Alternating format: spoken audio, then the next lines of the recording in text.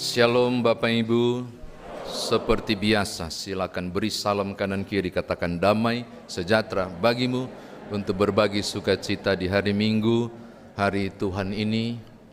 Gereja penuh karena ada peneguhan, di bawah juga ada beberapa anggota jemaat yang turut beribadah di lantai 1. Bapak Ibu kekasih di dalam Tuhan,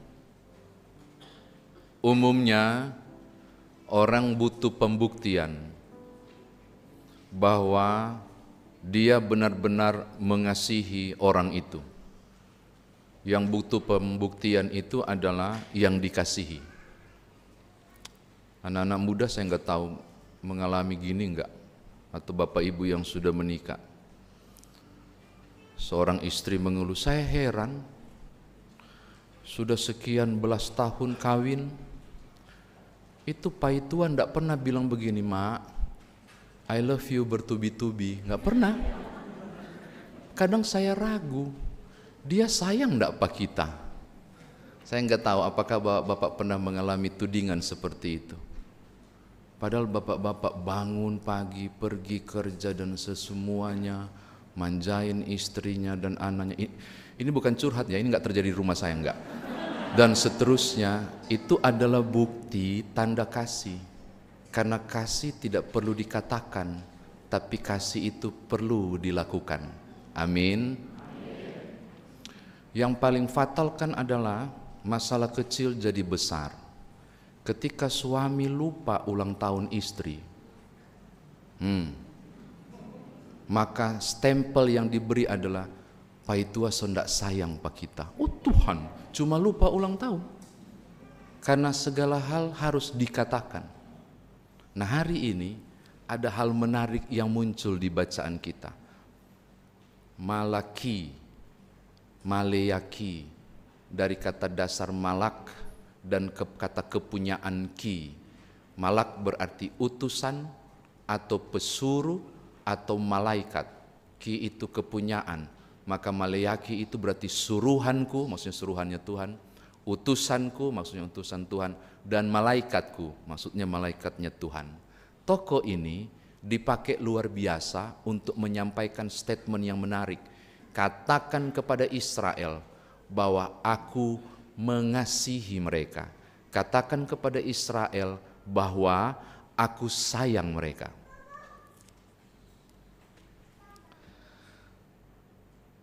Lalu Bapak Ibu menemukan ayat kedua. Itu Tuhan ngomong aku mengasihi dia. Tapi apa jawaban umat Israel waktu itu? Dengan cara bagaimana engkau mengasihi kami? Gila enggak? Sadis loh. Kalau Bapak Ibu baca teks ini, tega bener mereka ucapkan statement itu. Mana buktinya kalau engkau mengasihi kami sebagai umat pilihan? Mana tunjukkan buktinya?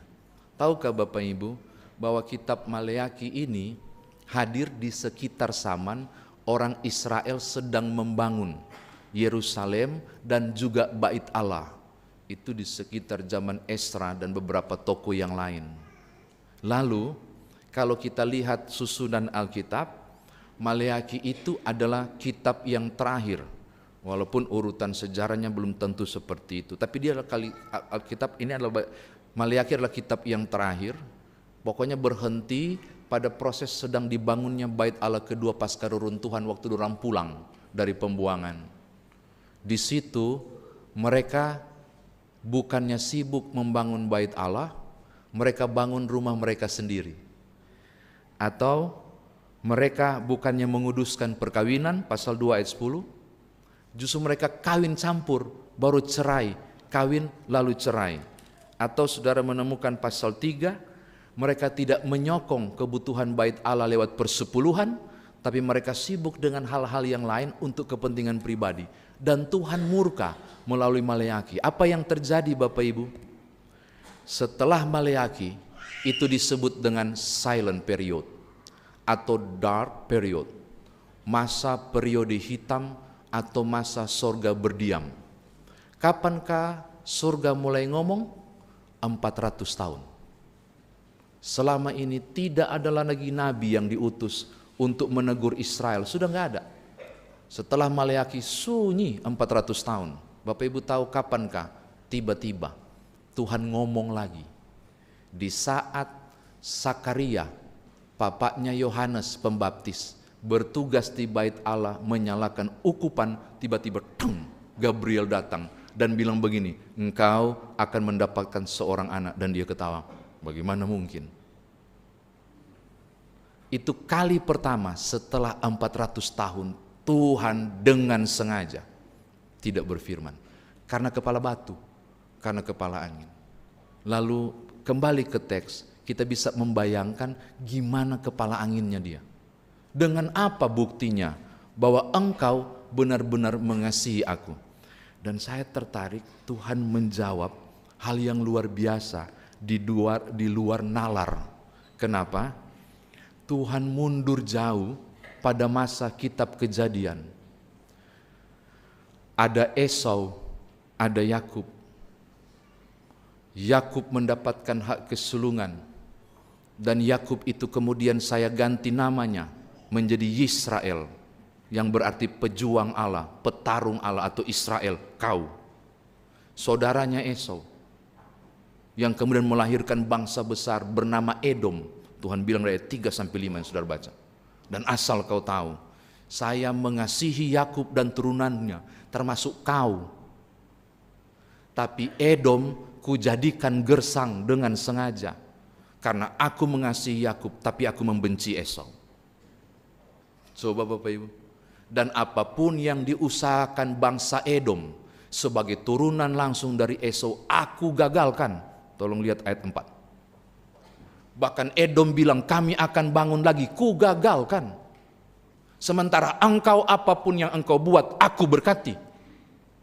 Sampai dari seberang manapun engkau berada, aku tetap melihat engkau di tengah pembuangan. Ayat 4, ayat 5 bilang, sehingga matamu bisa melihat bahwa Tuhan maha besar sampai di luar wilayah daerah Israel. Baru kau mau tanya, bukti saya kasih kau. Kira-kira begitu kalau bikin drama ini. Ini jadi drakor bagus banget ini. Enak banget dilihat. Jadi Bapak Ibu, andai kata saya Tuhan, waktu saya mengucapkan ini, itu saya akan koleto dia ndak pindah-pindah biar biru di situ. Tahu koleto, cubit nggak pindah-pindah, dengar baik-baik, kau ku sayang, kira-kira begitu. Karena kepala batu banget mereka. Betapa tegar tengkuk dan lebih cenderung melihat apa? Kesusahan. Buktinya kami dibuang, kami bangun. Kami bangun nggak menghasilkan apa-apa. Tanah sudah kering, 70 tahun kami tinggalkan, tidak ada apa-apa. Mana buktinya kau mengasihi? Dorang nggak ingat mereka dibuang karena dosa. Tapi babangke dan bilang, mana buktinya bahwa kau mengasihi? Saya bilang, mereka tidak merefleksikan dengan benar dan menghayati betapa Allah lebih memilih Yisrael atau Yakub ketimbang Esau. Padahal hak kesulungan itu mestinya jatuh kepada Esau.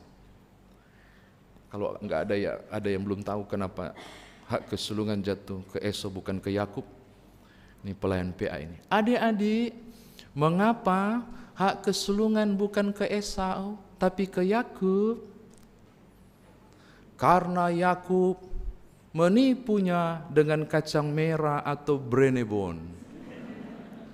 Nah, makanya ini mesti ditatar dan dibina lebih lanjut supaya baca kitab Kejadian. Enggak gitu kan? Kenapa Tuhan tidak simpati kepada Esau untuk hak kesulungan?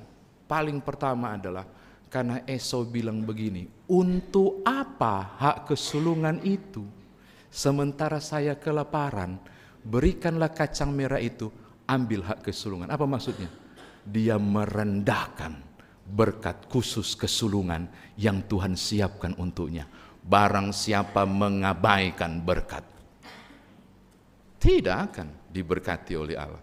Jadi hal paling utama bukan Yakub yang tipu dengan brenebon, tapi Esau yang cokodidi, yang tidak mau. Itu luar biasa loh.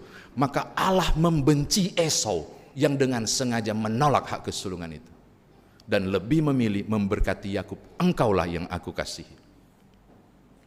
Saya mau bilang yang ketiga, Israel gagal merespon dengan benar kasih Allah yang total itu.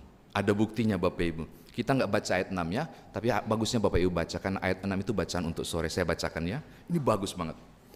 Seorang anak menghormati bapaknya, dan seorang hamba menghormati tuannya. Jika aku ini bapak, di manakah hormatnya kepadaku? Itu. Jika aku ini tuan, di manakah takutnya yang kepadaku itu? Firman Tuhan semesta alam kepada kamu, hai para imam yang menghina namaku. Tetapi kamu berkata, dengan cara bagaimanakah kami menghina namamu? Allah itu dipanggil Bapa. Lalu dia disebut juga Elohim, yang juga punya makna sebagai Tuhan atau penguasa. Maka mestinya dia dihormati sebagai Bapa, dan mestinya apa yang terjadi?